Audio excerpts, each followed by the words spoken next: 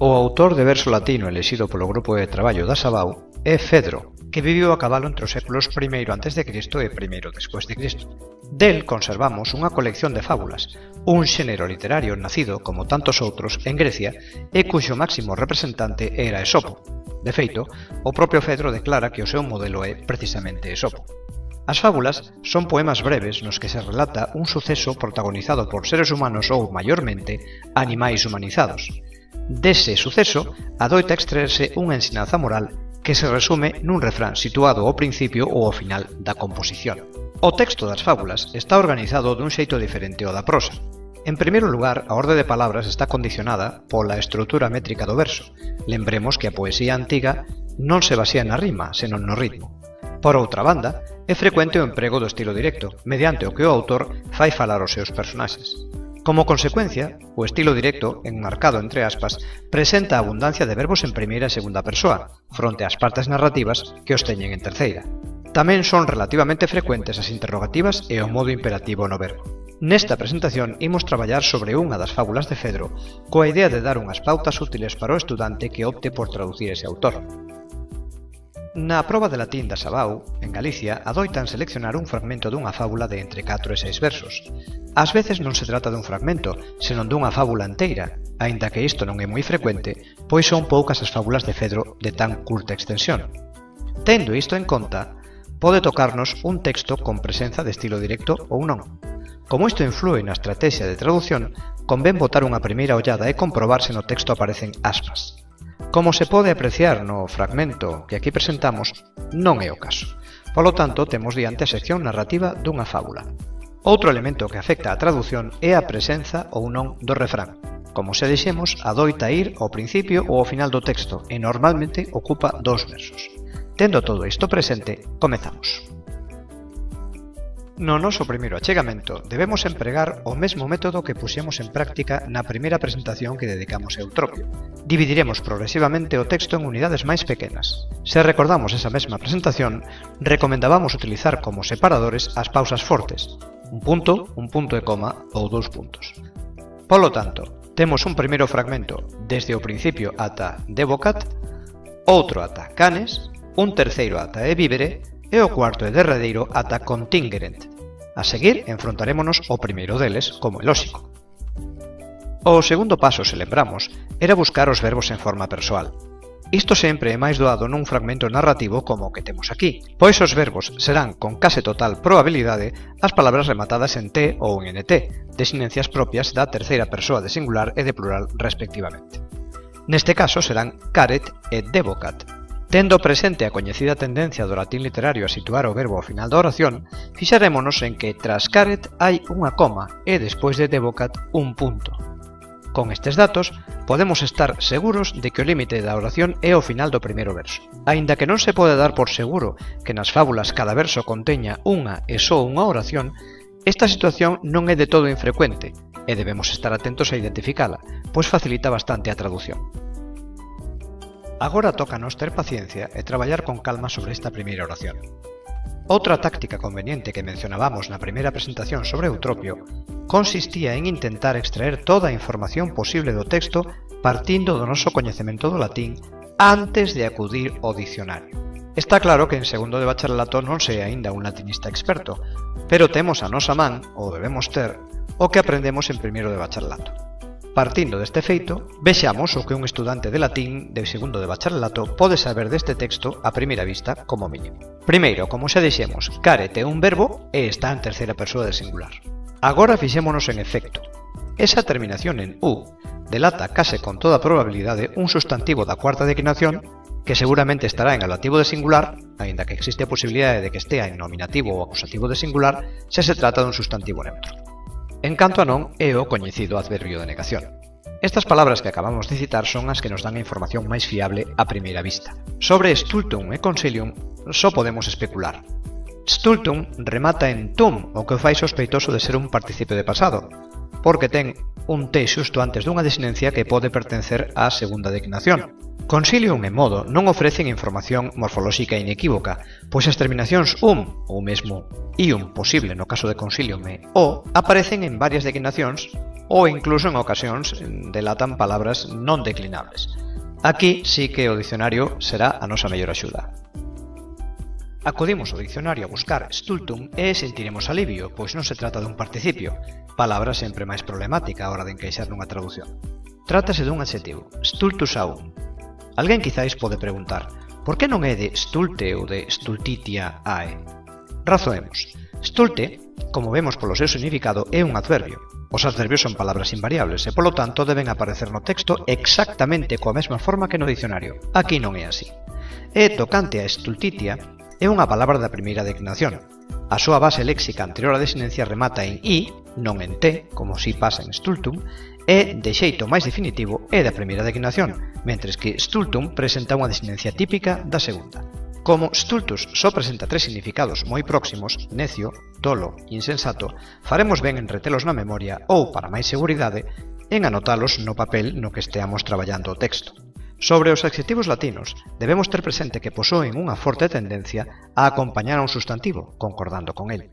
E esa tendencia é aínda máis acentuada nos textos en verso, como as fábulas. Ademais, o substantivo que acompañan adoita ir no seu mesmo verso, pero só adoita. Non podemos dar por seguro que vaya sempre no mesmo verso do adxetivo. Seguimos co dicionario e imos buscar consilium. Ao chegarmos a consilium, vemos que nos ofrece moitas posibilidades. Se nos fixamos nas barras verticais, vemos 4 acepcións. Deliberación ou tribunal por unha banda, decisión ou plan pola outra, consello e, finalmente, prudencia. Como escoller? Pois, como xa comentamos ao traballar sobre eutropio, polo contexto. Pero o contexto témolo que ir creando. E como facemos? Neste caso, o substantivo consilium vai acompañado do adxetivo stultum, que, como vimos antes, significaba necio, tolo ou insensato. Este será o primeiro elemento que nos axude a crear contexto. Vexamos. Deliberación necia? Non parece soar moi ben. Tribunal necio? Non estaría mal se a fábula falase dun xuízo. Decisión necia ou plan necio? Estes parecen soar ben. Consello necio? Tamén funciona. Prudencia necia? Case que non. Como a decisión non está aínda clara, temos tribunal necio, decisión necia, plan necio e consello necio, o que temos é que aprazar esa decisión ata ter máis elementos de xuízo. E como facemos para iso? Botaremos unha ollada ao verbo da oración, pois é a palabra na que reside o sentido principal da mesma e a que máis información nos dá. E aquí vemos que o verbo é caret. Para buscalo, debemos retirar a desinencia T, característica de terceira persoa de singular, e buscar un verbo que teña unha forma semellante a caro ou careo. Se observamos careo, que é o verbo núcleo da oración principal, vemos que significa carecer, e é importante que nos fixemos na segunda liña donde pon entre corchetes seguido de ablativo. Se recordamos, cando botamos a primeira ollada a esta oración, vimos que había unha palabra, efectu, candidata a ser ablativo. Así, parece conveniente buscar esa palabra no dicionario. De todos xeitos, antes de ir buscar efectu, será conveniente deixar anotado en que tempo verbal está caret. Vendo que o dicionario nos indica que é da segunda conxugación, esa forma, coa vocal é característica do presente indicativo. Imos agora entón a efectu. Se alguén se pregunta por que non atendemos antes a outras palabras de oración como non e modo, a resposta está en que a indicación que vimos en careo de que ese verbo adoita ir seguido de ablativo é unha prioridade. Porque o que o dicionario fai, neste caso, é indicarnos que debemos traducir a continuación de caret a palabra que estea en ablativo. En este caso, probablemente efectu. Vamos, pois, como dicíamos, a ver a que palabra pertence efectu. Nesta páxina do dicionario, vemos dous vocablos que en principio poderían servirnos. Un participio de perfecto e un substantivo da cuarta declinación. Esta doble opción é bastante frecuente nas palabras que rematan en tus e tamén en sus. Neste caso, a desinencia en u, como xa comentamos, remítenos á cuarta declinación. Tomamos nota, pois, dos posibles significados de efectus us, que son, sempre fixándonos nas dobles barras verticais, execución, realización, cumprimento e logo virtude, forza e eficacia.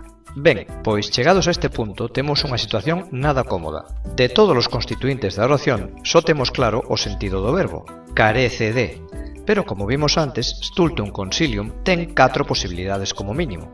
E efecto, que por estar en ablativo debemos traducir despois do verbo tal como vimos cando buscamos careo, ten nada menos que 6. Que facemos nunha situación así? Pois probar diferentes combinacións. En primeiro lugar debemos eliminar as posibilidades que non funcionan. En principio, tribunal necio non parece encaixar demasiado. Agás na combinación, un tribunal necio carece de eficacia.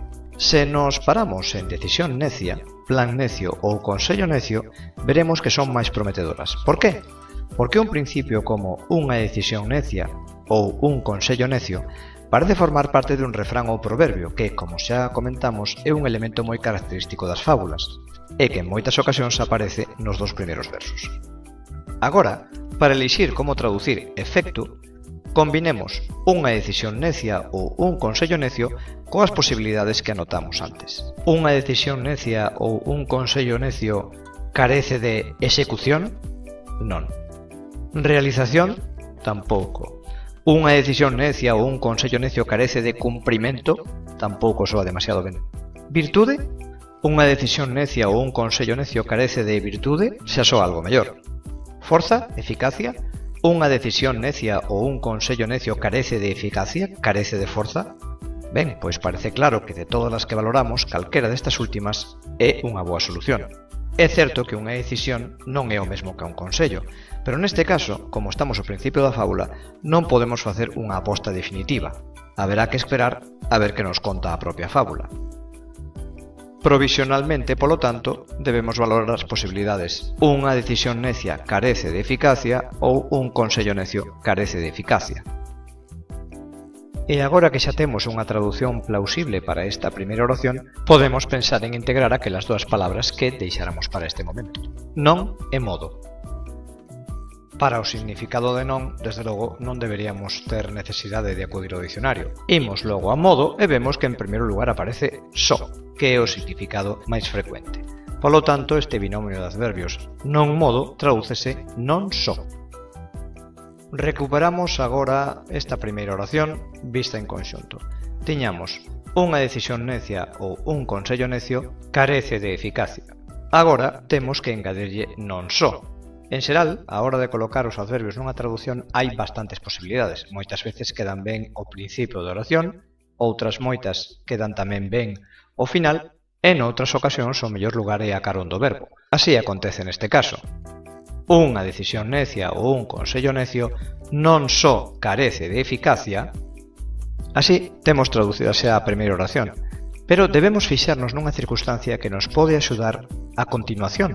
Lembremos que esta primeira oración está separada da posterior por medio de unha coma. Se ademais, como acabamos de ver, esta primeira oración leva unha expresión como non só, debemos contar cunha expresión que conclúa o que non só deixa aberto. Pensemos nun exemplo en galego. Consideremos a frase "O latín foi unha lingua moi importante na antigüidade". Pensemos nunha segunda. O latín foi unha lingua moi importante na Idade Media. Se agora introducimos a expresión non só na primeira frase, veremos que resulta moi doado enlazar as dúas. O latín non só foi unha lingua moi importante na antigüidade, como podería ser a continuación? Senón tamén na Idade Media. Con este exemplo comprobamos que a aparición da expresión non só introduce o que en lingüística se chama unha correlación, é dicir, a aparición dun elemento que presupón, de xeito máis ou menos inmediato, a aparición dun segundo elemento que o completa. Ben, pois con isto en mente, pasemos xa á segunda oración. Abordamos unha nova oración e debemos poñer en marcha desde o principio a mecánica que vimos propoñendo nestas presentacións. Sen recorrer aínda ao dicionario, intentaremos obter toda a información posible á primeira vista das palabras que aparecen nesta nova oración. Tocante a sed, quizáis lembremos de primeiro do bacharelato que se trata dunha construcción adversativa que significa pero. Ad debe ser coñecido que é unha preposición de acusativo que significa a ou cara a. Perniciem, con esa terminación en em, debe facernos pensar nun acusativo de singular da terceira ou da quinta declinación, máis posibilidades como sempre a terceira. Quoque, probablemente non a recoñezamos, e mortales tamén ten unha disinencia que nos axuda. Ten moitas posibilidades de ser un nominativo ou acusativo de plural da terceira declinación. Finalmente temos o verbo devocat que está en terceira persoa de singular. Teñamos en conta que tanto ou máis importante que o significado das palabras que poidamos deducir a primeira vista é o caso no que está, pois iso danos unha información moi importante, a función da palabra na oración, que a fin de contas é fundamental para saber onde a temos que colocar. De nada vale que saibamos o significado da palabra se non sabemos onde colocala respecto do verbo e respecto dos outros elementos da propia oración. Por exemplo, é razoable e pode ser moi útil deducir que mortales significa mortais, seres humanos, pero se non sabemos se iso vai ser suxeito, obxecto directo ou calquera outra función, de pouca utilidade nos pode ser. Por onde comenzamos nesta segunda oración? É recomendable facelo por sed. Trátase dunha conxunción que está ao principio da oración e que claramente está facendo de enlace coa anterior. A pesar de que, como dicíamos antes, é posible que lembremos da nosa experiencia de estudantes de latín de primeiro de bacharelato que sed é unha conxunción adversativa e que significa pero, non está de máis confirmar estas intuicións ou estas evocacións no dicionario, que nos pode dar máis dunha sorpresa. Pois ben, se acudimos a sed, veremos que como primeira acepción trae senón, especificando entre corchetes que este significado ou acepción debe aplicarse sempre que vaya precedida de negación. E este é precisamente o caso no que nos atopamos. Lembremos que a primeira oración levaba incluída unha negación. Non só. E máis, se miramos dentro das parénteses que veñen a continuación de senón, veremos que aparece xustamente a expresión non modo seguida de sed, non só senón. Polo tanto, esta segunda oración vai encabezada por un senón. Recuperando a anterior, teríamos unha decisión necia ou un consello necio non só carece de eficacia, senón, e continuaremos co resto desta segunda oración. Chegados a este punto, como continuamos? Sentiremos probablemente o impulso de seguir a orde do texto latino. Resistámonos.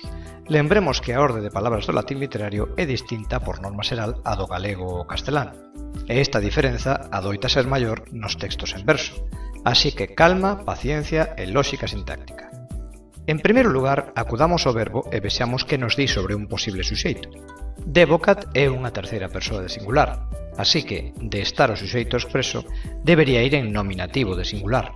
Non nos serve, evidentemente, o conxunto ad perniciem, pois trátase de unha preposición seguida dun acusativo, grupo que forma un complemento circunstancial. A seguir temos quoque. Probablemente non nos soe e ademais remata en que, que nos fai pensar se cadra na famosa conxunción copulativa enclítica do latín. Imos ao dicionario a ver se nos axuda. Pois aquí o dicionario é un bo amigo. Vemos que quoque é un adverbio que significa tamén, e agora debemos integralo na oración que vimos traducindo. Unha decisión necia ou un consello necio non só carece de eficacia, senón tamén, e a partir de aquí continuamos. Seguimos na procura do suxeito, e só nos queda comprobar mortales. Como vemos, ten todas as posibilidades de ser un nominativo de plural ou un acusativo de plural da terceira declinación. Comprobámolo. Vemos aquí que mortalis é un adxetivo do segundo tipo e que, efectivamente, segue a terceira declinación. Polo tanto, confirmamos que mortales na nosa oración está en nominativo ou acusativo de plural. En canto ao significado, podemos fiarnos de que non é un falso amigo e que significa mortal. Pero, por se acaso, se esa non é a acepción que mellor vai encaixar na nosa oración, convén que notemos os outros significados que trae, como por exemplo caduco, efémero, humano. Incluso se miramos un pouquiño máis abaixo, temos a posibilidade de que se trate do sustantivo mortalis is, tamén da terceira declinación, e que significa ser humano. Sabendo entón que mortales ten que estar en nominativo ou acusativo de plural, descartámoslo como posible suxeito, porque o verbo está en singular, polo tanto mortales ten que ser necesariamente obxecto directo de devocat. Comprobamos, pois, que o suxeito non está expreso na oración. Cando isto acontece, debemos considerar que continúa vixente, de maneira elíptica, o suxeito da primeira oración. Que debemos facer entón? Pois, a continuación do enlace coa oración anterior, que xa dixemos que tiña que ser senón tamén, debemos traducir o verbo. Imos ao dicionario a buscar devocat e vemos que debe pertenecer ao verbo devoco, da primeira conxugación. Iso, ademais, achéganos o dato de que devocat ten que estar en presente, porque a vogal a é característica do presente indicativo desa conxugación. Tócanos agora escoller significado. Vemos que trae, entre outros, chamar, invitar e, despois das barras verticais, levar a. Inclúe tamén outras acepcións como facer volver, facer descender ou facer vir. Non recomendamos, como norma xeral, escoller entre as excepcións que traian as palabras no dicionario aquelas que inclúan definicións algo complexas. Mellor será escoller as excepcións que veñan definidas con unha soa palabra ou unha palabra máis unha preposición, como as que citamos en primeiro lugar. Repetimos: chamar, invitar ou levar a. Así, a traducción desta segunda oración debe progresar do seguinte xeito: senón tamén leva a, invita ou chama.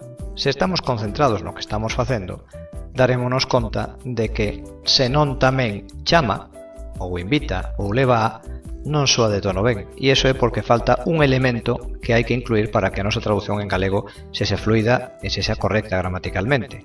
Senón que tamén leva a, chama ou invita.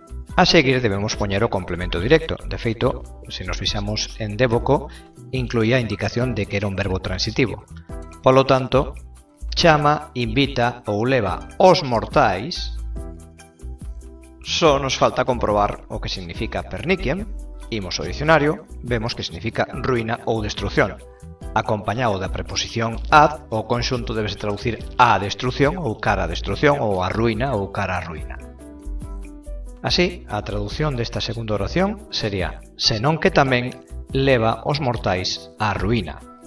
Entre chamar, invitar ou levar a, parece que polo contexto desta primeira oración, levar a é o significado que mellor encaixa. Xa temos, polo tanto, a traducción do primeiro fragmento do texto.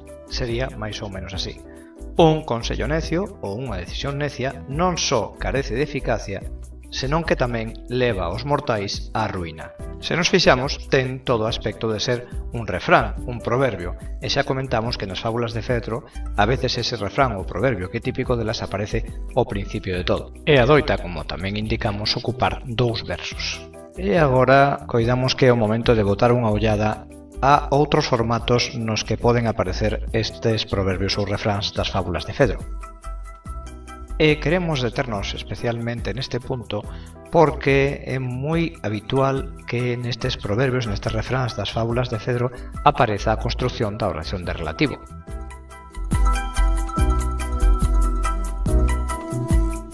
Este tipo de oración, común nas fábulas, aparece encabezada polo pronome relativo, como é lóxico, e normalmente en nominativo de singular ou de plural, como neste exemplo que vemos aquí, e que se traduciría: perde merecidamente o propio o que apetece o alleo, ou perde merecidamente o propio quen apetece o alleo. Isto outro di, máis ou menos, quen desexa a recompensa dun mérito por parte dunhas malas persoas erra dúas veces.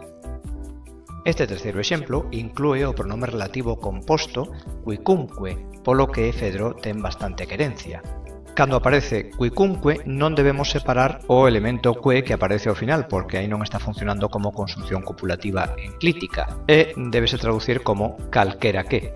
Deste xeito o refrán di: calquera que se deba a coñecer unha soa vez mediante un vergoñento engano, aínda que diga a verdade, perde o creto. Os tres exemplos anteriores amosaban a construción da oración de relativo sen antecedente, moi acaída para proverbios e refráns. Quen xoga con ferro xoga co demo, quen vai para o mar prepárase na terra e outros. Este cuarto exemplo, pola contra, sí que ten unha oración de relativo construída con antecedente. A súa traducción sería máis ou menos deste xeito: esta fábula foi escrita por causa daquelas persoas que oprimen os inocentes con razóns finxidas. Ben, pois despois deste inciso continuamos a traducción da fábula e vemos que o seguinte fragmento ocupa un único verso, pois xusto despois de canes, o remate do mesmo, aparece un punto. Polo tanto, enfrontámonos a un anaco curto e iso en principio debe animarnos.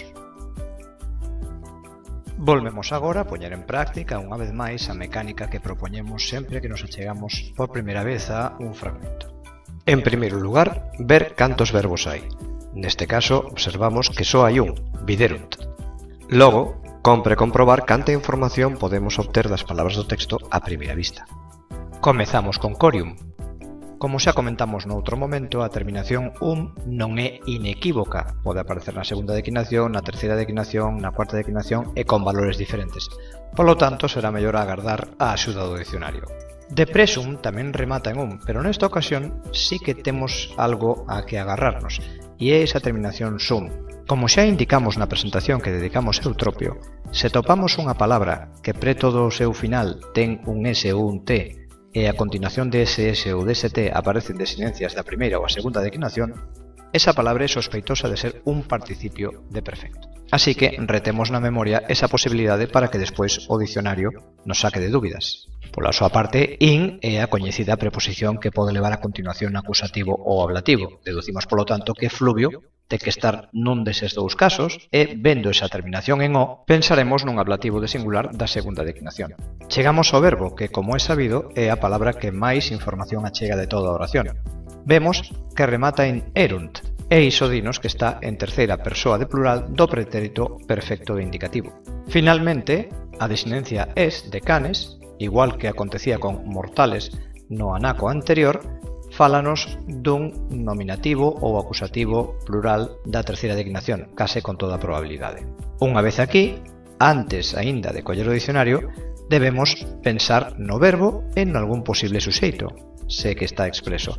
Vemos que viderunt, como dixemos, está en terceira persoa de plural, e temos unha palabra como canes coa posibilidade de estar en nominativo de plural. Polo tanto, consideraremos canes como un moi probable suxeito de viderunt. Así, a nosa traducción deste fragmento debe comezar por canes e non por corium de presum, por moito que este ao principio do verso. Xa comentamos tamén en máis dunha ocasión que non nos debemos fiar da orde de palabras do latín literario. Corium de presum aparece ao principio, onde nós poñeríamos o suxeito, pero Fedro, o autor da fábula, pensou doutra maneira. E a súa maneira é a que vale. Collemos entón canes, quitamos a desinencia es, quedamos coa raíz can e con iso imos ao dicionario onde buscaremos un sustantivo ou adxetivo que conteña ese lexema, can é unha continuación moi breve. Con estes datos o mellor candidato é canis, que, como se pode ver e por outra banda era previsible, significa can. Como xa vimos, considerámolo como un probable suxeito da oración. Tendo en conta que está en plural, debemos traducir uns cans, e dicimos uns cans e non os cans, porque estamos no principio da fase narrativa da fábula, e é aconsellable utilizar o artigo indeterminado cada vez que apareza un personaxe por primeira vez. Unha vez traducido o suxeito, como aconsellamos sempre, procede traducir o verbo, e o verbo, segundo vimos antes, é viderunt. Con esa desinencia erunt está claro que é unha terceira persoa de plural do pretérito perfecto. Retiramos esa desinencia, quédanos a raíz vid, polo tanto debemos buscar un verbo como vido, vídeo ou similar. Así, a palabra coas mellores condicións no dicionario para responder o que estamos buscando é o verbo vídeo, que significa ver. E así, a traducción da frase, polo menos no seu principio, é uns cans viron. Xa temos traducido o suxeito e máis o verbo. Chega o turno dos complementos e, en primeiro lugar, se está presente o obxecto directo. Con verbo como vídeo, que claramente é transitivo, debemos buscar precisamente ese complemento. O resto da frase latina é corium de presum influvio. Influvio queda descartado como complemento directo, pois leva unha preposición. En latín o obxecto directo nunca leva preposición. Polo tanto, corium de presum, ou polo menos un dos dous, ten moitas probabilidades de ser iso que estamos buscando, o complemento directo. O que toca agora é buscar no dicionario tanto corium como de presum. Empezamos, por exemplo, por corium e vemos que significa, así de maneira xeral, pel ou pelexo. Colocamos agora corium a continuación do que levamos traducido. Uns cans viron un pelexo. De novo usamos o artigo indeterminado porque é a primeira ocasión na que nesta fábula se nos fala dun pelexo. Imos agora con de presum, que, como vimos na primeira ollada que demos esta frase, ten bastantes probabilidades de ser un participio de pasado. Así nos lo confirma o dicionario, onde se nos di que se trata dun participio de primo. Buscamos de primo e unha vez que o atopamos, temos que analizar os seus significados para ver cal deles, como sempre, encaixa mellor no contexto no que nos atopamos. O primeiro que aparece é apertar de arriba a baixo. Aconsellamos non escoller nunca, como norma xeral, significados que consten de máis dunha palabra. Polo tanto, este deixámolo aparte. En segundo lugar, aparece baixar. Transformado en participio sería baixado ou baixada. Aplicado a nosa frase, sería uns cans viron un pelexo baixado. Non soa moi ben. O seguinte é afundir. Uns cans viron un pelexo afundido. Este soa un pouco mellor. A seguir vemos botar a pique, Se nos fixamos entre corchetes indica que este significado se aplica cando estamos falando dun barco, e non é o caso, estamos falando dun pelexo, dun anaco de pel, descartámolo pois. Logo ven excavar. Un pelexo excavado tampouco combina demasiado ben. O seguinte é deprimir. Uns cans viron un pelexo deprimido, non parece. Rebaixar. Uns cans viron un pelexo rebaixado, tampouco soa moi ben. Oprimir ou abater, que son os últimos, tampouco parece que vayan a encaixar mellor. Polo tanto, aínda que sexa provisionalmente, quedámonos con afundir. Uns cans viron un pelexo afundido. De todas maneiras, debemos ser conscientes de que aínda nos falta contexto para confirmar que este é o mellor significado. Polo tanto, non perdamos a páxina onde veñen os significados de deprimo, por se acaso temos que volver e escoller algún outro. Como todo estudante de latín coñece, esta é a parte máis ingrata do traballo de traducción. O non saber exactamente cal dos significados que trae o dicionario debemos escoller para o contexto no que nos atopamos. Pero o único que se pode facer nesta situación é armarse de infinita paciencia. Para rematar esta oración, só nos queda influvio. Un estudante de latín de segundo de bacharelato debe saber que a preposición in, cando vai acompañando o acusativo, se traduce a ou cara a, e cando vai acompañando o ablativo, se traduce en. A continuación ven fluvio. Se temos un bo coñecemento das declinacións latinas, saberemos que esa terminación o nunca pode ser, en ningunha das 5 declinacións, acusativo. En todo caso, terá que ser ablativo, pois é a única outra opción que nos deixa a presenza da preposición in, que, polo tanto, se traducirá en. Imos ao dicionario a identificar a palabra da que procede fluvio. Sabemos, polo que deducimos antes, que fluvio está en ablativo. Con esa terminación o só pode ser un ablativo de singular da segunda declinación. Polo tanto, a palabra que necesitamos ten que ser fluvius ou fluvium, non hai outra posibilidade.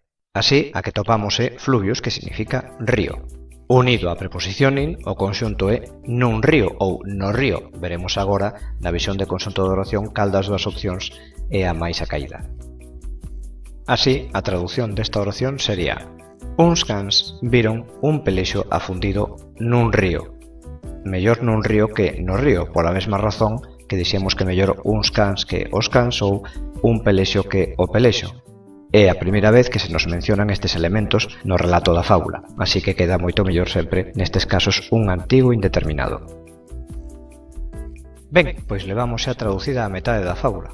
Quédanos o outro 50% e para iso temos que ir, como sempre dicimos, ata a seguinte pausa forte, que neste caso son os dous puntos que aparecen a continuación de e vivere. A primeira vista deben chamar a nosa atención os seguintes elementos: ut como conxunción subordinante, posent como verbo en terceira persoa de plural e coepere e máis e vivere como formas verbais con, en principio, unhas terminacións que os identifican como infinitivos. Se nos paramos a pensar un intre, aquí temos unha situación problemática. Unha oración subordinada, que vai de id a facilius, aínda que realmente encabezada por ut, co seu verbo correspondente, que é posent, e ningún verbo en forma persoal na oración principal. Isto non é posible. Se hai oración subordinada, debe existir unha oración principal, e esta debe incluir forzosamente un verbo en forma persoal. Para sair deste atranco, debemos lembrar unha característica de certas desinencias verbais latinas que veremos a seguir. Estas son, como o estudante de segundo de bacharelato debe saber, as desinencias características e exclusivas do pretérito perfecto latino. Fixémonos na terceira persoa de plural. Temos dúas formas alternativas, erunt e ere. A primeira, pódese decir que é a máis frecuente, é a que está na orixe da nosa desinencia eron, que temos por exemplo en fixeron, e a outra é unha desinencia considerada arcaica, que é empregada por algúns autores e, especificamente, por Fedro, que é moi afeccionado a ela. E esta desinencia, por desgraza para o estudante de latín, é idéntica á de certos infinitivos. E vela aquí todas as terminacións posibles dos infinitivos latinos. Como vemos, ese morfema ere é igual na escrita á segunda forma, a forma alternativa da terceira persoa de plural do pretérito perfecto. Entón, a cuestión é como saber cando nos atopamos diante de un e diante de outro, como distinguilos. Para aclaralo, colleremos de exemplo precisamente as dúas formas que nos aparecen nesta oración, coepere e vivere, e precisaremos o dicionario. Mentalmente, collemos coepere e máis e vivere e retiramosles as terminacións ere, polo tanto quedámonos con coep e viv. Retemos, polo tanto, na nosa memoria os lexemas coep e viv e imos ao dicionario. Respecto ao primeiro atopamos coepi, mentres que en relación co segundo temos e vivo. Son dúas formas diferentes. O propio dicionario indícanos que coepi é un pretérito perfecto, mentres que e vivo entra no dicionario como normalmente o fan os verbos, coa primeira persoa de singular do presente indicativo. Ben, pois con estes datos temos que deducir sen medo de equivocarnos que coepere non pode ser infinitivo. A razón é que o lexema de perfecto non pode levar engadido o morfema característico dos infinitivos de presente. Coa idea de aclarar isto último, volvemos agora a ver o cadro das terminacións dos infinitivos. Un lexema de perfecto só pode formar o seu infinitivo co morfema de infinitivo de perfecto, que sería ise. Polo tanto, a única posibilidade de que a raíz coepi puidese formar un infinitivo sería a forma coepise. En cambio, e vivere sí que é infinitivo, porque, como vimos antes, a raíz eviv, obtida ao retirarlle o o da entrada do dicionario, constitúe o lexema de presente ou de infectum. Polo tanto, debe engadir o morfema ere para formar o infinitivo de presente. Ben, pois agora xa sabemos que coepere non é infinitivo, senón terceira persoa de plural do pretérito perfecto e, polo tanto, pode ser o núcleo da oración principal. E vivere, que sí que é un infinitivo, ten que depender necesariamente de coepere como verbo principal. Temos, polo tanto, unha oración subordinada encabezada pola conxunción ut e con un verbo como núcleo que é posent, e tamén unha oración principal que ten como núcleo o verbo coepere. A pesar de que a oración subordinada está en primeiro lugar, aconsellamos comezar a traducción pola oración principal, pois ut ten moitos valores e significados posibles para escoller, e como sempre que se trata de escoller, necesitamos crear o maior contexto posible, e o contexto dunha oración subordinada vai nos dar sempre a principal, que é de quen depende. Delas xa sabemos bastante polo que vemos ata aquí. Sabemos que ten como verbo principal coepere, que é unha terceira persoa de plural, que ten un infinitivo e vivere, e ademais vemos a palabra aquam, que con esa descendencia am só pode ser acusativo de singular da primeira declinación. Fixémonos en que non aparece ningunha palabra en nominativo de plural. Isto quer decir que o suxeito de coepere, que forzosamente ten que ser un plural, non está expreso. O máis probable é que ese suxeito fora expresado xa na oración anterior. Debemos lembrala. Uns cans viron un pelexio afundido nun río. Polo tanto, ese eles ou elas que está sobreentendido, que está elíptico, é claramente os cans. Así, comezaremos a traducción desta oración principal directamente polo verbo, ou non estar o suxeito expreso. Recuperamos agora coepi, o que xa fomos cando vimos a dificultade da terminación en ere, e vemos que significa comezar, empezar. A traducción, polo tanto, será empezaron ou comezaron. Que traducimos a continuación? Habitualmente, despois do verbo, debemos poñer o complemento directo se está presente. E aquí temos unha palabra como aquam, que está en acusativo de plural. Pero a presenza do infinitivo na oración fai que este teña prioridade.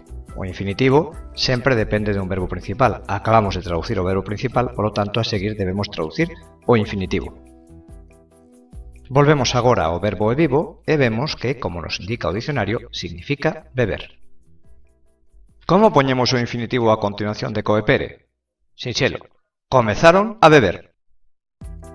Quédanos agora aquam, a derradeira palabra desta oración principal, e podemos buscala no dicionario, aínda que un estudante de segundo de bacharelato non debería necesitala. En todo caso, vemos que significa auga. E así, a traducción completa da oración principal é comezaron a beber auga, sobreentendéndose os cans. Agora é o momento de abordar a oración subordinada, encabezada, como xa dixemos en máis ocasións, por ut, e polo tanto debemos agora decidir que valor subordinante ten ut e como se debe traducir. En casos como o de ut, o dicionario non serve de moita axuda. É unha desesperación directamente. Isto débese a que ut é a auténtica navalla suíza da subordinación latina. Ten moitos valores aplicables en moitos contextos. Polo tanto, bo será que o estudante de latín memorice os máis frecuentes que expoñemos a seguir. Os valores máis frecuentes de ut aparecen neste esquema. Como se ve, un criterio para distinguilos é o modo verbal do verbo da oración. Descartamos, neste caso concreto, o valor temporal ou modal, pois require modo indicativo, e posent, o verbo desta oración encabezada por ut, está en pretérito imperfecto de subxuntivo. Neste caso, temos tres posibilidades: valor consecutivo, de tal xeito que, valor sustantivo, que, ou valor final, para que. Como decidimos entre eles? En primeiro lugar, o valor consecutivo require a presenza dos adverbios sic ou ita na oración principal. Se non aparecen, haberá que optar entre substantivo e final. Volvamos entón á oración principal. Como vemos na oración principal, aquam, coepere e vivere, que xa traducimos como comezaron a beber auga, non aparecen os adverbios sic ou id, polo tanto, debemos descartar o valor consecutivo para ut. Pero aínda temos que elixir entre valor substantivo, que ou final, para que. Para chegar á conclusión correcta, debemos enlazar esta oración coa principal. Comezaron a beber auga que ou comezaron a beber auga para que. Se aínda non temos clara a escolla, debemos botar unha ollada ao contido da oración subordinada de ut. Como o núcleo da oración sempre é o verbo, debemos mirar posent. E posent claramente pertence a possum, un verbo irregular composto do verbo sum, que significa poder. Así, posent en presente de substantivo tradúcese puidesen. Con esta información intentemos agora enlazar a oración principal coa subordinada, alternando entre que ou para que como traducións posibles de ut. Como sempre que nos introducimos nunha nova oración debemos comprobar se está o suxeito expreso. Posent, como dixemos antes, é unha terceira persoa de plural. Exixiría, polo tanto, un nominativo de plural. Unha ollada ás palabras que aparecen nesta oración subordinada descarta a presenza do nominativo de plural. Nin id, nin comese, nin extractum, nin facilius teñen desinencias que podamos identificar como nominativos de plural en ningunha declinación latina. Así, a primeira palabra que debe ser traducida nesta oración subordinada debe ser o verbo. Polo tanto, e recuperando o de antes, comezaron a beber a auga que puidesen ou para que puidesen. Parece claro que a segunda opción é a máis conveniente, polo tanto optaremos polo valor final para ut. Ademais, neste caso, como o suxeito da oración principal e mailo da subordinada coinciden, a nosa lingua permítenos poñer un infinitivo, mesmo un infinitivo conxugado. Comezaron a beber auga para poder ou para poderen. Agora debemos traducir o resto da oración subordinada. Unha vez máis, que información podemos extraer do texto sen recorrer ao dicionario? Un estudante de segundo de bacharelato debe saber que id é unha forma do fórico is e a id. Ademais, extractum, con esa terminación en tum, é sospeitoso de ser participio de perfecto. E, finalmente, facilius presenta a desinencia ius, característica do comparativo de superioridade dos adxectivos e os adverbios. Por manter a orde do texto, vexamos primeiro id. É obvio que canto máis coñezamos da gramática latina, máis tempo aforraremos a hora de traducir. Pero, de todos xeitos, as normas para o exame dado en Galicia permiten que o estudante bote man sempre da gramática que ven incluída co dicionario SPES. Ise a id, como demostrativo fórico que forma parte da chamada flexión pronominal. E esta é a súa declinación. Neste cadro vemos que id pode ser nominativo e acusativo de singular neutro. Este fórico admite varias traducións, pero podemos empregar de maneira xeral a traducción este, esta ou isto. Como id é a forma neutra, debemos escoller isto. Tamén, como se ve no cadro, existe a posibilidade de, no caso de que estea en acusativo, traducir a isto ou empregar o pronome átono o. No contexto desta oración subordinada, id claramente ten que ser acusativo de singular obxecto directo, porque para ser nominativo o verbo tería que estar en singular e xa vimos que posent está en plural. Antes quedamos en que a tradución da oración subordinada empezaba da seguinte maneira: para poderen. Se lle engadimos id como obxecto directo, a tradución sería para poderen isto ou para podereno. Non soa demasiado prometedor, así que debemos acudir ao resto das palabras da oración a ver se nos axudan un pouco. E a seguinte palabra é comese. En comese vemos que é un infinitivo do verbo comedo, que está moi preto na páxina. Imos a comedo e vemos que os significados que trae son comer, devorar, roer, que son do mesmo campo semántico, e máis adiante disipar ou arruinar. Cal é o noso contexto? O dunha fábula que nos fala duns cans. Polo tanto, devorar, comer ou roer parecen os significados máis aconsellables. Como acabamos de comprobar, nesta oración hai un infinitivo. Cando analizamos e traducimos a oración principal, vimos que sempre que aparece un infinitivo, hai que traducilo a continuación do verbo principal. E este, o núcleo da oración de ut, era posent. Ben, quedáramos en que a traducción da oración de ut comezaba para poderen ou para que puidesen. Pois a continuación do verbo colocamos o infinitivo e quedaría para poderen comer ou para que puidesen comer. Que traducimos a continuación? Como vimos antes, id era un fórico que estaba en acusativo de singular. Polo tanto, ao ser o obxecto directo, o máis conveniente é que o poñamos a continuación do infinitivo, que a súa vez era o obxecto directo do verbo principal. Pero, que significa que id sexa un fórico? Pois significa que é un elemento textual que no latín se utiliza para referirse a algo que xa se mencionou con anterioridade. Se seguimos a recomendación que demos antes, a traducción da oración ata aquí sería para poderen comer isto. Agora ben, que se quere decir con isto? Recuperemos o relato da fábula ata agora. Dicía, uns cans viron un pelexo afundido nun río. Comezaron a beber a auga para poder comer isto. Con todo o contexto, queda claro que isto é o pelexo, e queda moito mellor na traducción para poder comelo. De novo, todo o texto sería uns cans viron un pelexo afundido nun río. Comezaron a beber a auga para poderen comelo. A seguinte palabra da que debemos dar conta é extractum. Xa comentamos que era sospeitoso de ser un participio de perfecto. E vemos que efectivamente a única palabra da que pode proceder no dicionario é o verbo extrao, que significa principalmente quitar, extraer, sacar. Traspasado a participio sería quitado, extraído, sacado. Ben, e que facemos con quitado, extraído, sacado? Debemos lembrar que por norma xeral un participio latino acompaña a unha palabra xa mencionada. Para saber a cal, temos que analizar o xénero, número e caso no que está o participio. Este é un participio de perfecto, e o estudante de latín de segundo de bacharelato debe saber que os participios de perfecto teñen a forma us a é dicir, collen a primeira e segunda declinacións. Un rápido repaso a esas declinacións nos dá que a terminación só pode ser acusativo de singular nos masculinos ou nominativo e acusativo de singular nos neutros. Con estes datos, a única palabra que pode acompañar extractum na frase é id. Isto quere decir que debemos traducir extractum a continuación de id.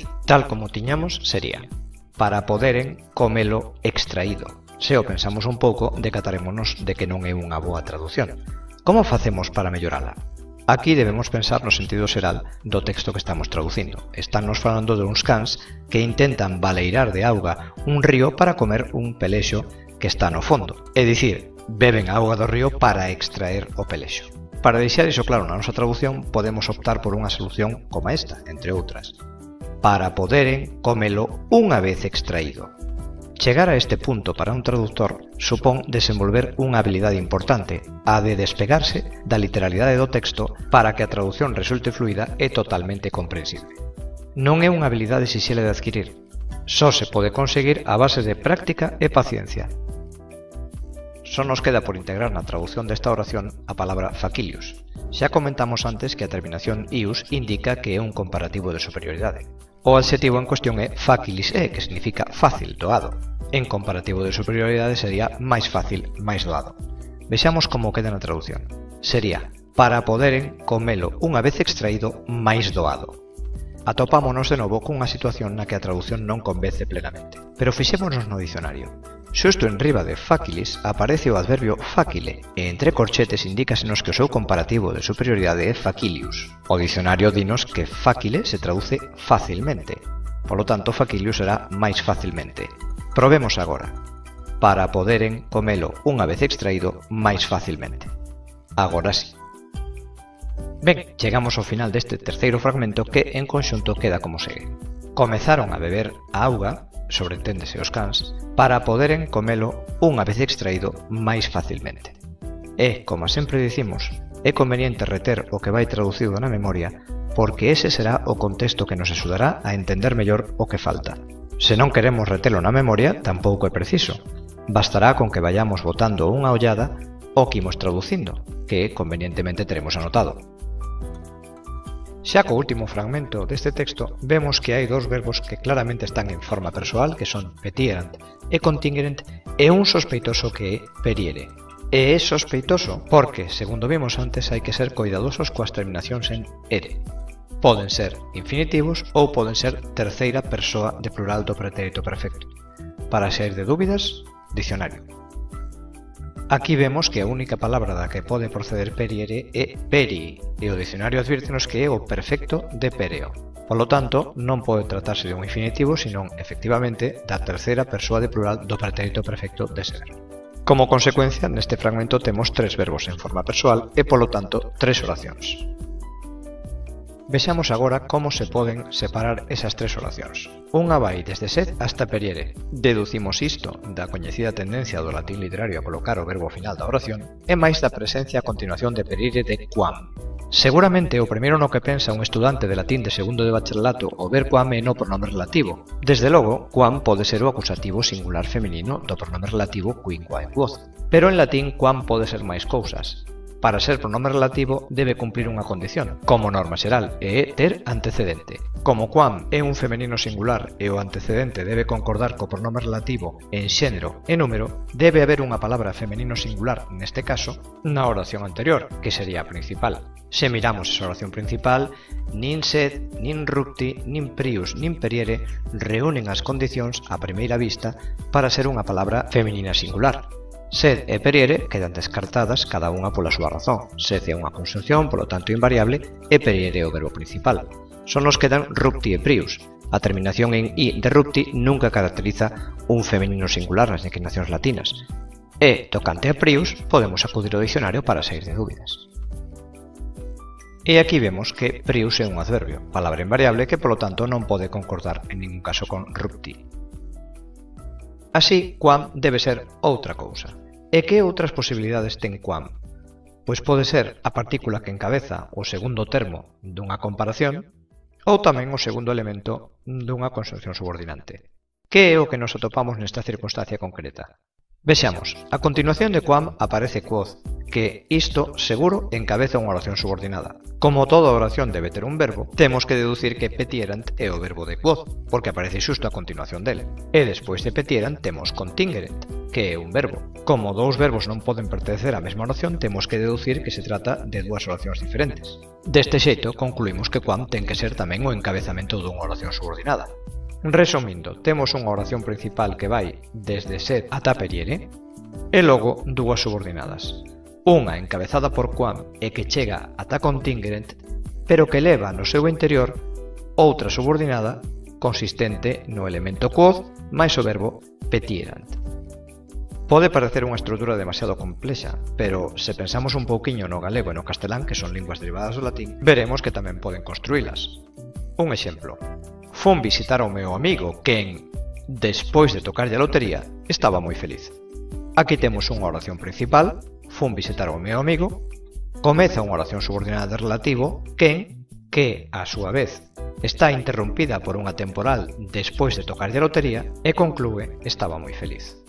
Ben, pois agora podemos aproveitar a situación de que temos a oración principal colocada en primeiro lugar do fragmento, así que imos ver que información podemos tirar das palabras que a compoñen antes de acudir ao dicionario. De sed debemos saber que é unha conxunción adversativa que se pode traducir como pero.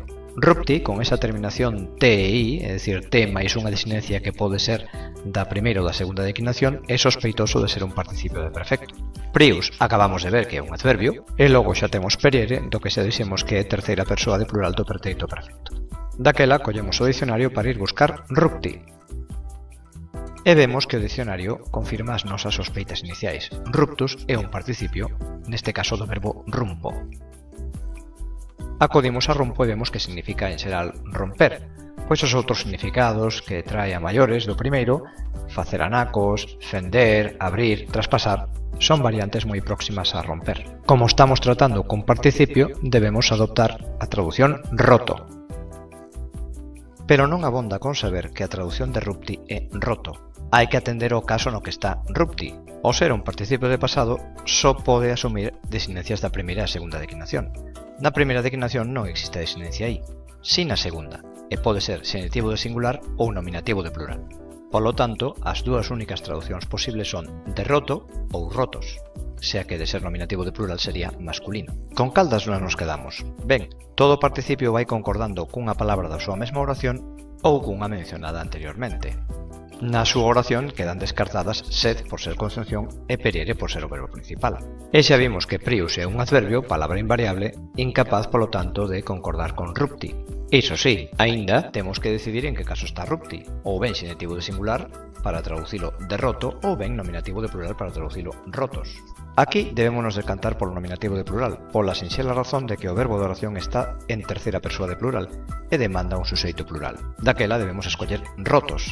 Agora ben, con esta decisión, a tradución da oración debe empezar, pero rotos é xorde a pregunta. A quen se refire ese rotos? Evidentemente ten que ser alguén xa mencionado. Polo tanto, debemos mirar o que xa levamos traducido da fábula e veremos que rotos se ten que referir necesariamente a os cans. Podemos pensar que un inicio como pero rotos non ten demasiado sentido. Iso débese a que nos falta por traducir o núcleo da oración, o verbo, a palabra que dá a maior cantidade de información. Cando antes confirmamos que periere era a terceira persoa de plural do pretérito perfecto, vimos que se formaba sobre a raíz peri, que é perfecto de pereo, polo tanto debemos ir a pereo. Os significados que trae pereo en primeiro lugar son irse, sair, desaparecer, e un poquinho máis adiante aparece morrer, que normalmente é o significado que mellor encaixa cando atopamos este verbo nun texto latino. Unha vez escollido o significado de pereo, temos que a oración se traduce: pero rotos morreron. Se non nos convence, probemos a cambiar a orde. Pero morreron rotos. Lémbrese que rotos se refire aos cans, como xa dixemos antes. Xa só temos que integrar nesta oración a única palabra que nos falta, que é prius. Como se recordará, xa buscamos prius no dicionario e este informounos de que se trataba dun adverbio, que significa precisamente antes. Xusto en baixo aparece priusquam, que quizáis non sexa útil, tendo en conta o quam que xa sabemos que aparece máis adiante. Que poñemos a continuación? Temos que entrar forzosamente na primeira oración subordinada, que é a que ven encabezada por quam. E tamén debemos ir ao dicionario a ver se nos axuda con esa palabra, con quam. E aquí temos quam, que nos dá moitísima información.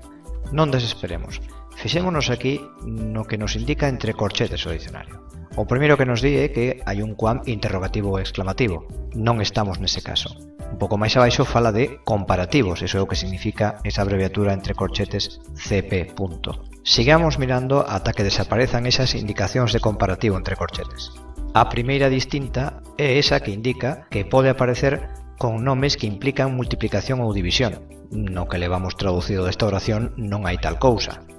E por fin chegamos a unha indicación entre corchetes que nos di que quam pode aparecer na compaña de adverbios ou expresións temporais. E nos exemplos que inclúe, precisamente aparece priusquam, todo xunto, ou prius puntos suspensivos quam, por separado. Esta é xustamente a situación na que nos atopamos. Así, a traducción conxunta de priusquam é antes que ou antes de que. Se pensamos un pouquiño, xa a traducción da oración principal que fixemos facía supoñer unha continuación semellante. Lembremos, pero morreron rotos antes, ou se queremos, pero rotos morreron antes, e a iso responde a presenza do quam. Xa demos conta do quam, a pregunta agora é a onde debemos ir. O máis aconsellable é concluir a tradución desta oración na que nos acabamos de meter, a primeira das dúas oracións subordinadas que van xuntas. Polo tanto, iremos ao verbo de quam, que é contingerent. Por certo, con ese morfema RE anterior á desinencia persoal, o estudante de segundo de bacharelato debe saber que estamos diante dun pretérito imperfecto de subxuntivo. Ao retirar o morfema RE máis a desinencia personal de terceira de plural NT, quedámonos con a raíz conting. O dicionario ofrécenos dúas posibilidades, contingo e contingüo, pero se nos fixamos, ese U entre corchetes tería que aparecer no texto. Non debíamos ter contingerent, senón continguerent. Así que optamos polo primeiro contingo, que como vemos significa tocar, alcanzar. Como está en imperfecto de subxuntivo, a súa traducción debería ser tocasen ou alcanzasen, pero isto en principio, porque hai que ter en conta que o latín utiliza o modo subxuntivo por defecto en moitas oracións subordinadas nas que o galego ou o castelán non o fan. Recuperamos agora a tradución da oración principal para enlazala con esta primeira subordinada. Pero morreron rotos antes de que tocasen, e aquí o galego permítenos certas variantes. Antes de que tocasen, antes de tocaren, antes de tocar. E xa só nos queda quod petierant. Desas dúas palabras, petierant evidentemente, como sabemos, é un verbo, e quod ten que facer pensar o tradutor nun pronome relativo. Aquí temos a declinación do relativo qui, qua e quod, e nela vemos que as formas quod, que son o nominativo e acusativo singular neutro, poden traducirse por que, o cal ou o que. Entre nominativo de singular e acusativo de singular, nesta oración quod ten forzosamente que ser acusativo de singular, porque o verbo da súa oración está en plural. Así, recuperando de novo a oración principal e volvendo a enlazar coa primeira subordinada e engadíndolle o quod, quedaría como segue. Pero morreron rotos antes de tocaren o que, porque as outras dúas opcións, antes de tocaren o cal ou antes de tocaren que, non quedan ben. E chegamos case ao final, porque só nos queda por integrar a palabra petierant, unha forma verbal na que destaca o morfema era propio do pretérito pluscuamperfecto e indicativo. Para buscar no dicionario retiraremos por suposto nt, a desinencia de terceira persoa del plural, e o propio morfema era, quedándonos coa raíz peti. A única forma verbal que o dicionario nos ofrece como candidata a ser a base de petierant é peti, perfecto de peto, que é a onde nos debemos dirixir agora. E aquí temos peto. Unha vez máis, que escoller? Agora estamos na mellor das situacións. Temos xa case traducida toda a fábula. Polo tanto, temos case todo o contexto. Así, intentemos enlazar o que viñamos traducindo coas diferentes posibilidades que nos ofrece peto. Morreron rotos antes de tocar o que intentaran chegar a. Non soa ben. Morreron rotos antes de tocar o que se dirixiran a. Peor aínda. Morreron rotos antes de tocar o que atacaran. Tampouco soa ben. Morreron rotos antes de tocar o que se propuxeran. Xa soa mellor. Morreron rotos antes de tocar o que buscaran, ou mesmo o que buscaban. Esta parece a mellor opción, pero para chegar a ela foi precisa paciencia, non sei?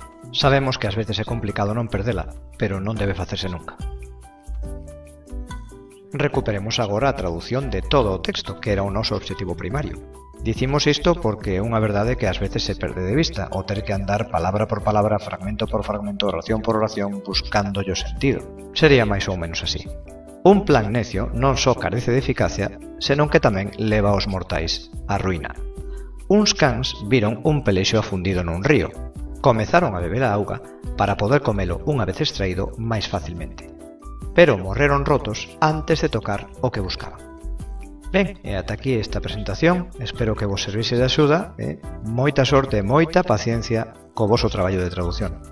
Minerva vobis adsit, ou sexa, que Minerva vos favoreza.